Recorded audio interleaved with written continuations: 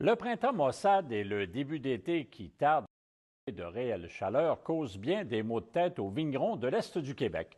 La vigne, ayant besoin essentiellement de chaleur et de temps sec, retarde sa croissance ainsi que sa production de raisins.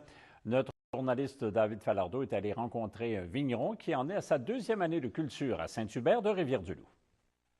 Cette année, on a, je vous dirais, là, tout dépendant des cépages, de 3 à 4 semaines de retard là, sur la végétation. À Saint-Hubert de Rivière-du-Loup, comme partout dans l'est de la province, les vignerons n'ont pas eu le début de saison qu'ils auraient souhaité. Un printemps froid, des gels et dégel du sol, un début d'été tout aussi froid et surtout des pluies abondantes. L'éclosion des bourgeons a été retardée d'un 3 semaines facile, dû à la température fraîche qu'on a eue. On a eu aussi beaucoup de gelées en début en début de printemps. On a eu 4 gelées qu'on a été obligé de contrer là, avec des moyens pour réchauffer l'atmosphère. Suite à ça, présentement, les plantes, avec 3 semaines de décalage, moi, dans mon cas, ça me dérange pas nécessairement parce que j'ai pas de récolte de raisins étant donné que je suis dans ma deuxième saison de végétation. Par exemple, un vignoble qui, lui, compte sur cette année pour avoir une vendange va être retardé. C'est très dangereux pour les gels automnales, pour que les raisins gèlent à ce moment-là. La vigne, tout comme nous, n'a pas aimé les pluies abondantes des dernières semaines. Contrairement à beaucoup de plantes, la vigne a besoin de chaleur et de sécheresse. Donc, le moins d'eau possible, je vous dirais une semaine et demie de chaleur intense pour la vigne, c'est parfait. Donc, les situations actuelles où est-ce qu'on a des 10 degrés avec de la pluie, c'est pas nécessairement la meilleure chose pour la vigne. Ça cause aussi des problématiques au niveau des maladies. Donc, quand c'est beaucoup pluvieux, avec des températures qui sont aux alentours de 10-15, c'est dangereux pour les champignons, le mildiou, le blanc, l'oïdium au niveau de la vigne. Donc, c'est à regarder. Là, cette année, on a dû utiliser beaucoup plus de fongicides que les années passées. Là. Ce type de climat ne comporte pas de risque pour la plante.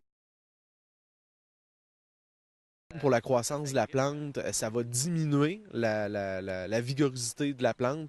Par contre, c'est pas ça ne tuera pas la plante. Là.